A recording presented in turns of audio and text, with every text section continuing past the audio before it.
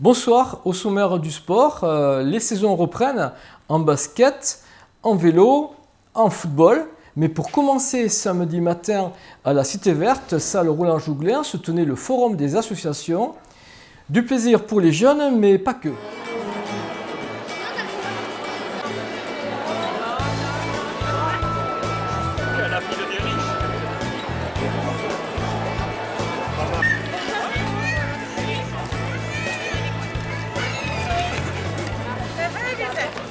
Oui, bonjour, je suis Eric Via, président de l'association de tir à l'arc. Combien il y a d'adhérents dans l'association? L'année dernière, nous étions 65. Et est-ce qu'il y a eu de la demande aujourd'hui, des essais concluants? Nous avons eu pas mal de personnes qui se sont inscrites, beaucoup de jeunes. Et ça sera un remplacement des jeunes qui ne sont pas revenus depuis l'année dernière. Et est-ce que les gens donnent suite à leur inscription? Est-ce qu'ils sont réellement adhérents ou est-ce que c'est uniquement pour venir voir? Non, ils viennent pour tirer, donc beaucoup de gens viennent pour prendre des licences. D'accord, et après ils sont fidèles toute l'année? Ils sont fidèles toute l'année et on espère les fidéliser pour l'année prochaine si.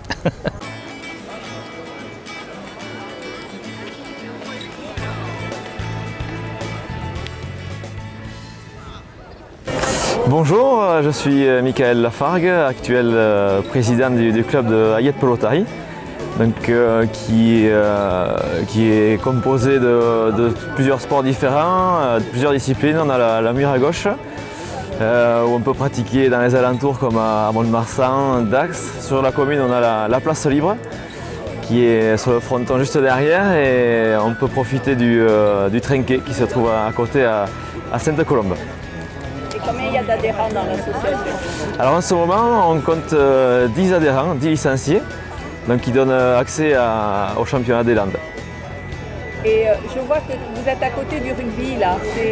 Exactement, donc pour ma part, pour mon expérience, j'ai joué au rugby à Agenmo et vu mon âge, je ne peux plus être sur les terrains, donc je suis parti à la pelote basque et c'est souvent le cas où c'est des rugbymen ou des anciens rugbymen qui prennent la licence pour jouer à la pelote.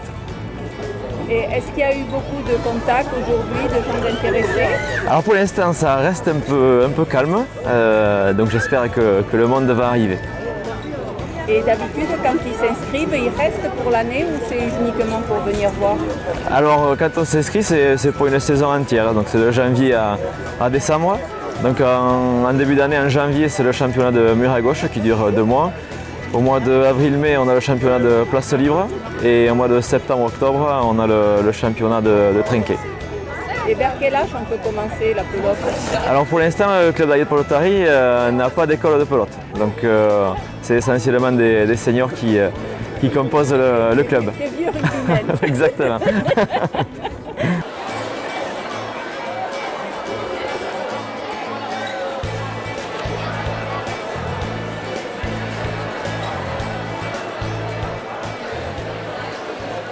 Bonjour, je suis Maxime Gachard, je représente la brigade à roulettes, l'école de skate d'Agetmo. Nous sommes présents au forum des associations cette année pour relancer le club de skate. Et avec une nouveauté, il y aura du roller qui se met en route à partir de cette année. Donc pour initier en premier temps et après pourquoi pas amener du perfectionnement sur cette nouvelle discipline qui fera partie de la brigade à roulettes en intégralité. Est-ce qu'il y a beaucoup d'adhérents à l'association? Alors oui, nous avons une trentaine d'adhérents à peu près chaque année, mais nous travaillons beaucoup avec les institutions qui sont mairies, centres de loisirs, ligue de l'enseignement. Donc voilà, on touche beaucoup plus de gens sur des événements, plus que sur des adhérents. C'est pour ça que cette année, on est en train de préparer un siège social un peu plus conséquent pour pouvoir accueillir plus d'adhérents. Vous avez eu beaucoup de contacts aujourd'hui? On a eu une dizaine de contacts, 5-6 qui se sont concrétisés et les autres sont en parenthèse. Donc on attend de voir ceux qui seront présents sur le départ de la saison.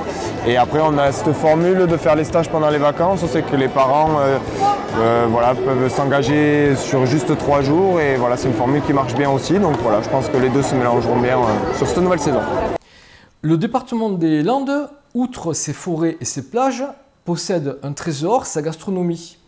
Le comité départemental du tourisme des Landes veut promouvoir ses produits d'exception et a organisé un forum où étaient présents des professionnels du tourisme et aussi les producteurs. Explication.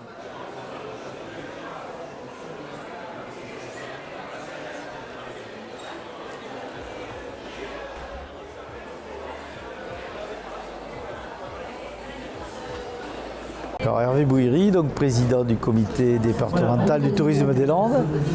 Donc nous avons organisé ce forum, c'est la première édition, forum gastronomique. Le but c'est de faire se rencontrer tous les acteurs majeurs autour de la gastronomie landaise, c'est-à-dire les producteurs, les restaurateurs, les hébergeurs, etc., qui sont en capacité de faire venir des gens autour de cette thématique. Donc nous sommes très heureux surtout pour les Landes intérieures parce qu'on espère que ça générera de nouvelles visites, de nouveaux touristes qui viendront, pas spécialement que l'été, mais tout au long de l'année pour venir se délecter des produits et jouir de notre beau territoire.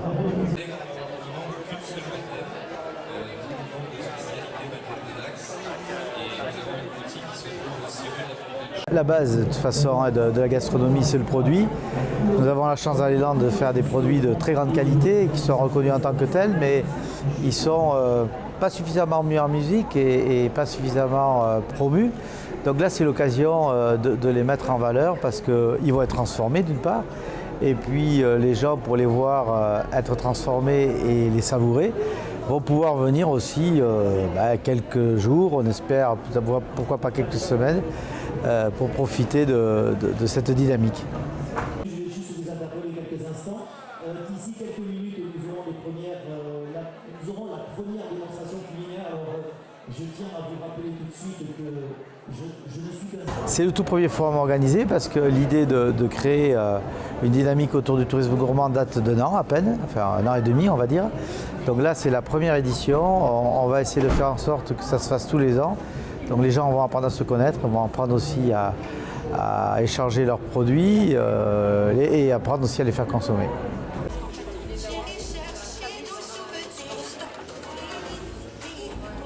Bien, et nous faisons ça évidemment dans la ville d'Agenmau. On a été admirablement bien reçus par la municipalité, par les services techniques, par monsieur le maire. Donc on est très heureux aussi de profiter des belles installations qu'il y a pour pouvoir lancer ce premier forum. Alors on y reviendra sans doute un jour, mais peut-être dans un peu de temps parce qu'on changera de territoire l'année prochaine. Merci. Ce week-end, le club Poudencs Images organisait sa deuxième bugade.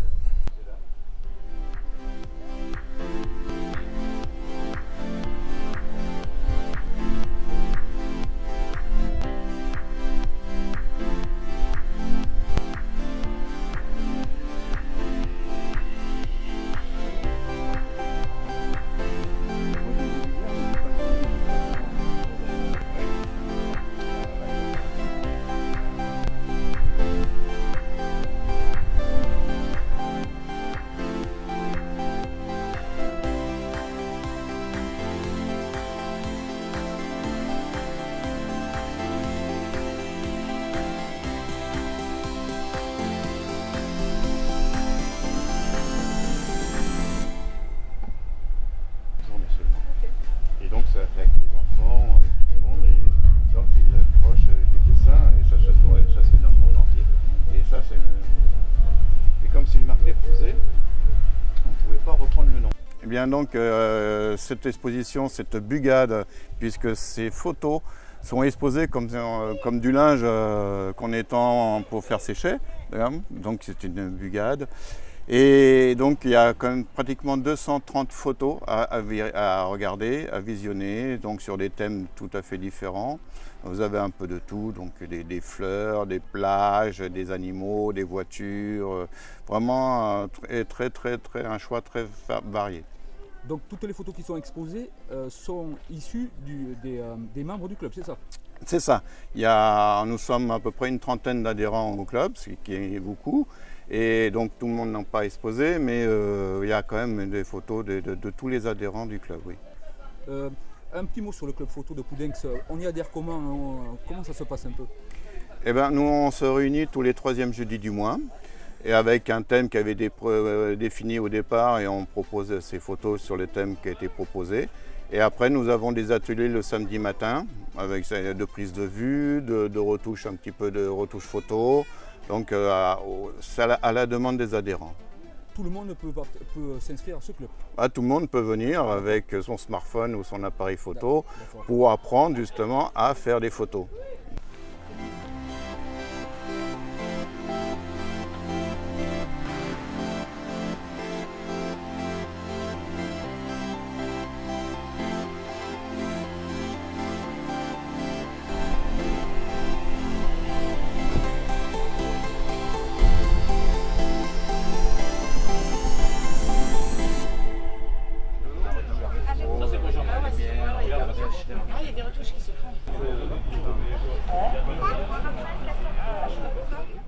La Société de Borda, en collaboration avec la communauté des communes et l'Amicale laïque, proposait une série de conférences samedi matin à la médiathèque. Samedi matin, un cycle de conférences se tenait à la médiathèque, les intervenants étant Bernard Bocquenet, qui présentait son livre « Un artilleur hollandais dans la Grande Guerre », Gabriel Tolade pour les cours de Gascon à l'Amicale laïque, Christian Marsan présentait les éditions de la Crypte et Michel Marsan le château d'Agetmont. Je me présente, je suis Jean-Pierre Laferrère, je suis délégué à la culture à la communauté de communes Chalos-Tursan, qui vous accueille dans ses locaux, mais également avec l'Amicale laïque qui va être l'animateur ou l'animatrice de cette journée, puisque c'est surtout une journée. Et je voudrais surtout accueillir la Société de Borda, société centenaire qui s'occupe quand même de toute l'histoire des Landes et qui rejoint tout à fait les objectifs de la communauté de communes, puisque par le relais des médiathèques et surtout par la grande cause nationale que nous défendons, c'est-à-dire la lecture publique, eh bien nous cherchons à toujours améliorer, sinon apporter la connaissance. Sont intervenus ensuite Jean-Jacques Taillantou pour parler de la Société de Borda, co-organisatrice, et Camille Di Michele pour la médiathèque. Avant que Bernard Bocquenet ne présente son ouvrage qui analyse les carnets de Jean Hélien, maréchal des logis, artilleur. Donc il se retrouve mobilisé, bien sûr, comme tous les hommes, à partir du mois d'août 1914. Et c'est à ce moment-là qu'il commence à écrire ses carnets du jour où il est mobilisé. Et ces carnets vont jusqu'à février 1919, puisque comme le faisait remarquer justement Jean-Pierre Brett au colloque sur Celle-le-Gaucher, on part toujours de la guerre 14-18, mais bon, la guerre c'est 14 plutôt 19, puisque le traité de paix a été signé, vous le savez, le 28 juin 1919, le traité de Versailles, date symbolique, puisque c'était la date de l'assassinat de Sarajevo, voilà. Et il n'est démobilisé qu'en février, et il rentre dans son village de Vers à ce moment-là. Ce qui est intéressant, c'est qu'il décrit les périodes de repos. Alors, il y a des périodes d'instruction où il va dans certains camps pour continuer la formation, et puis après ils sont mis au repos quelquefois pendant 2, 3, voire 4 semaines avant revenir à l'endroit où ils étaient. Ce qui explique que dans la région de Fismes où il était en dessous du chemin des Dames, il change plusieurs fois de cantonnement. Et il décrit à chaque fois les cantonnements. Alors, ce qui est intéressant, troisième point qui est intéressant, c'est que c'est un géomètre de formation, il est très précis, et surtout, il a ce que j'appellerais une démarche ethnographique. C'est-à-dire, il décrit tous les lieux où il est. Alors, il a traversé des centaines et des centaines de villages, parce que, imaginez-vous le déplacement d'un régiment d'artillerie, le nombre, ça s'étale sur des kilomètres, tous les canons sont tirés par des chevaux, et vous avez encore tout un tas de charrettes, de tout ce que vous voulez, qui suivent le régiment. Ensuite, Gabriel Tolade, qui donne des cours de gascon à l'Amicale laïque, nous a expliqué comment se déroulaient ces cours, quels étaient les outils utilisés et les contacts qui ont été pris avec d'autres associations de la région qui parlent le gascon. Em manquem les taulades de món quan s'amassaven en família.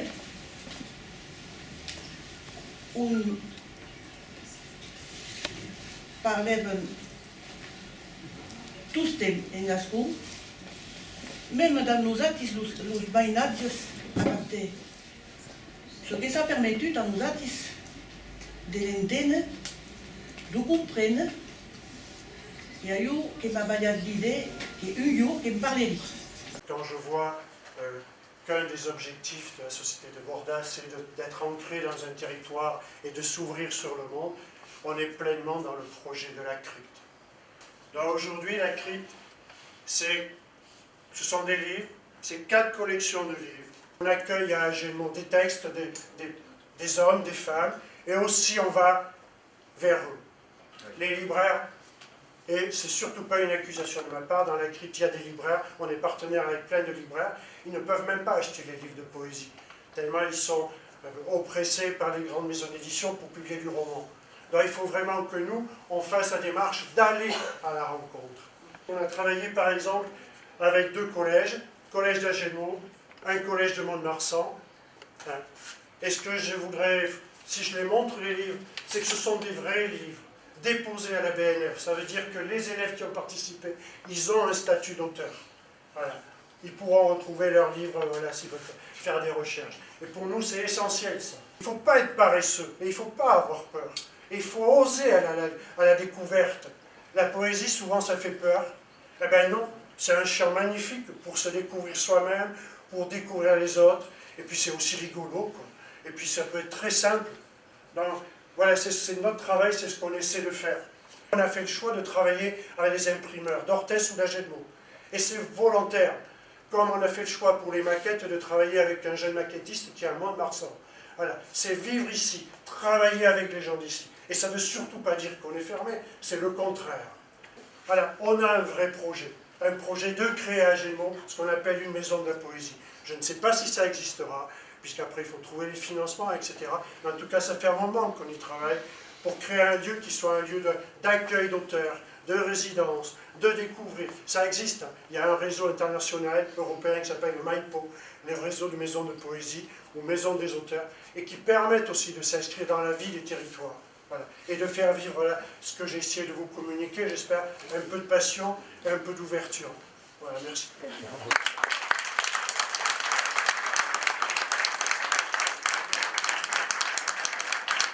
Le château d'Agenmont, où était-il? Qu'en reste-t-il? Michel Marsan nous a entraînés à sa découverte. On va parler donc du château d'Agenmont qui nous a fait rêver.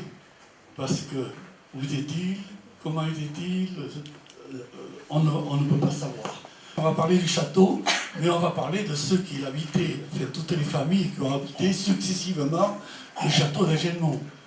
Il y a les Marsans, après il y a les Lesquin, après il va y avoir les Foix-Candales, tout ça, les Gramont, et ainsi de suite. François Ier, lui, il est venu à Agenmont le 26 avril 1526. Et ils se sont arrêtés à Agenmont, il restait quelque temps, quand il revenait d'Espagne, où son fils avait été retenu comme otage. Alors là, nous avons Antoine III, le petit-fils de Corisande, qui lui est né au château d'Agenmont. Il y a vécu sa jeunesse. Maintenant, on va voir les éléments qui nous permettent de cerner ce château. Parce que ce château, il nous a fait rêver. Il ne reste rien. Mais on l'a imaginé. On espérait toujours trouver un plan, un dessin, enfin, du château. Pour l'instant, rien. En 1676, voilà, 2 ans avant la mort de Antoine III, si vous voulez, il est mort en 1678, et en 1676, il a ordonné qu'on fasse des travaux au château d'Agenmont. Donc ici, on a autre chose qu'on a trouvé, c'est du côté devant le syndicat d'initiative, donc, ces tuyaux en terre. Voilà, ces tuyaux en terre là, qui partaient vers le ruisseau de Turé et qui alimentaient les fossés du château. Voilà, même là, le tunnel il va sous le Crédit Agricole. J'espère qu'il ne faut pas le dire, parce que... Non, on ne sait jamais. Il ne faudrait pas le dire. Autre indice. On est donc à la maison de M. Loupret. Hein. Voilà, rue Gramont, vous voyez les balustres. Voilà, 16e. La porte, cette porte. À l'intérieur, il y a un escalier en bois avec les balustres. Après, dans la cour, il y a une tour. C'est la même maison. Hein. Oui, c'est toujours la même maison. Là, une galerie. Voilà, une galerie. Tout ça, ce sont des reliquats. Alors, l'intérêt, c'est de voir que là, les balustres sont orientés vers la gauche, alors que le couloir, il passe tout droit. Donc, on voit bien que c'est une récupération. Ce sont des restes du château de Gémeaux. Voilà. Et ça, c'est... Donc, on devine là que le château de Gémeaux, on l'a, mais en morceaux. Voilà. On ne va pas le reconstruire. Mais il ressemblait un peu à ça. Voilà. Voilà, ça c'est toujours le château de Cazeneuve. Donc il avait pont-levis, des douves, des galeries, des tours, des murailles. Voilà, il avait tout ça.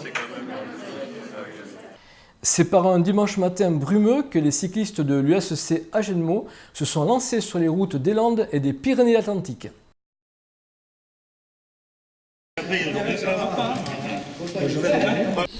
Bonjour. Pour le moment, nous avons une centaine d'inscrits, dont une petite trentaine sur le circuit gravel. Sur les circuits routes, les gens se partagent sur à peu près un tiers de chacun sur leur circuit, 20, 55, 75 et 95. On peut estimer une heure si on parle du grand circuit, 95 routes, donc on peut estimer que les gens vont passer à peu près 4 heures sur les routes avant de revenir au point de départ. Pour le circuit gravel, qui est un circuit quand même découverte pour nous, qu'on met en place cette année, on espère avoir un peu plus de monde, on verra bien à la fin de la journée. Et on pense que les gens qui vont rouler mettront à peu près en moyenne 4 heures pour faire le circuit gravel. Un très très bon rouleur devrait, je pense, parce que c'est quand même des circuits assez roulants, mettre 3h30, entre 3h15 et 3h30 pour faire le circuit complet. Nous avons un non-voyant qui est venu rouler en tandem avec une dame, donc pour l'instant ce sont les seuls. D'habitude on a un collègue qui vient régulièrement, un tétraplégique qui roule en vélo couché, qui pour l'instant n'est pas arrivé, je ne pense pas qu'il soit là aujourd'hui, sinon il arrive de bonne heure. Le nombre total de participants s'est élevé finalement à 200 personnes. Les premiers retours ont eu lieu vers 11h45 et les derniers vers 13h. À l'issue de cette randonnée, 70 repas ont été servis.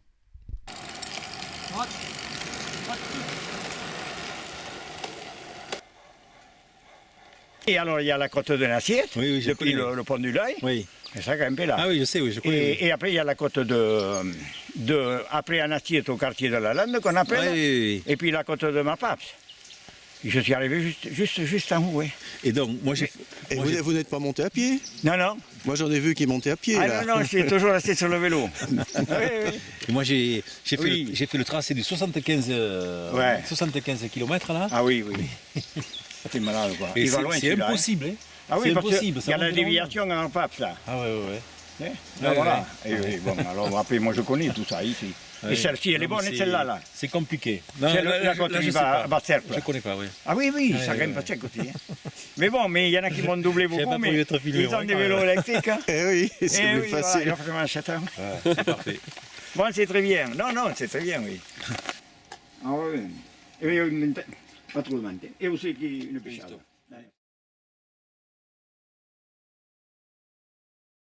Une nouvelle saison pour les championnats de foot et de basket.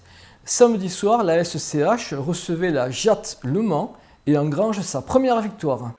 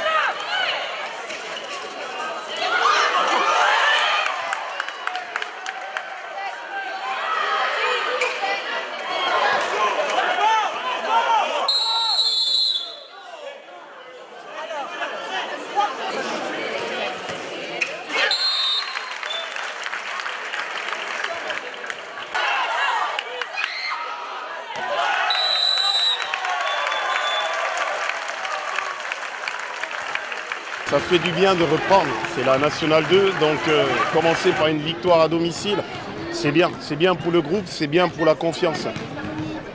Mais donc il y a quelques nouveaux visages ça... Oui, l'équipe elle a partiellement changé, donc on intègre 3 nouveaux joueurs, donc il faut aussi qu'on continue à développer la cohésion et le jeu qu'on veut mettre en place cette année. Nous, si on joue comme ça tous les soirs, si on est dans le jeu et que défensivement on arrive à être dans les stops, mais on se donne une chance de gagner tous les matchs. Mais on vous le souhaite. On espère.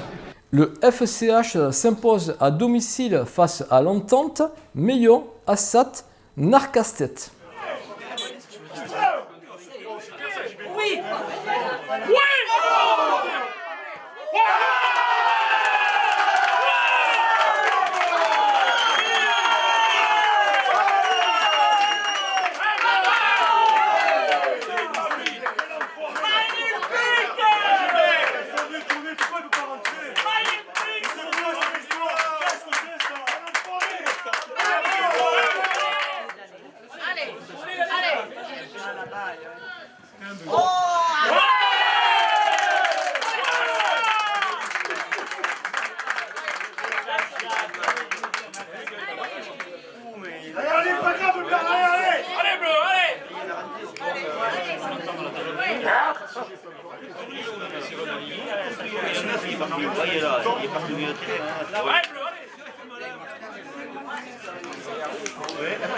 J'étais un peu inquiet parce qu'au niveau de la forme, c'était pas le top.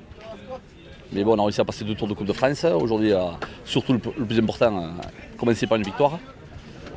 Ça sera long, comme d'habitude, le championnat, de longue haleine, surtout qu'on a beaucoup de matchs au couteau, parce que c'est des derbies, Béarn, Land. Donc, pas de gros déplacements, mais... Pas de gros déplacements, mais des matchs qui seront certainement très très serrés dans la saison. Hein. On l'a vu, hein. On fait une erreur. Derrière, il y a but. Hein. Donc,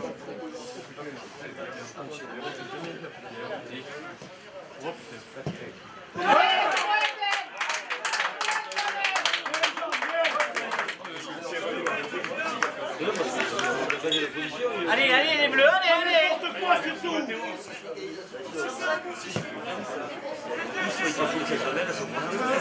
Allez, Damien, allez. Retrait.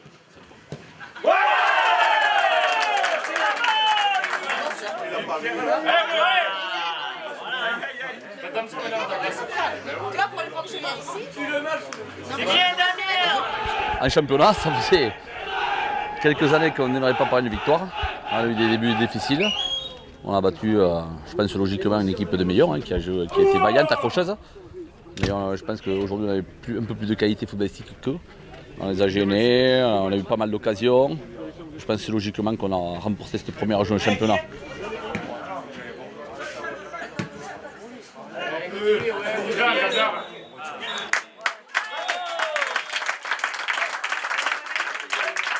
Maintenant, il ne faut pas s'enflammer. On est très heureux par contre. Maintenant, on va essayer de préparer la venue d'Anglet au 3e tour de la Coupe de France, National 3. Donc on espère avoir du monde au stade.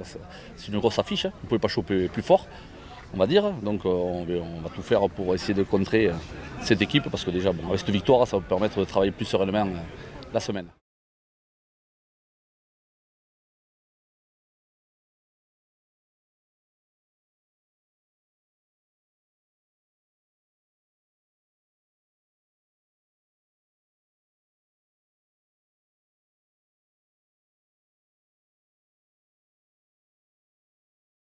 Ce journal est maintenant terminé. Nous allons nous quitter avec des images d'un arbre bien mystérieux. Il se trouve sur le parking en bas de la crypte Saint-Giron. Alors, est-ce que c'est un argousier? Est-ce que c'est un arbousier? Est-ce que c'est un pommier? Aidez-nous, nous allons mener l'enquête. Merci beaucoup de votre attention. À la semaine prochaine.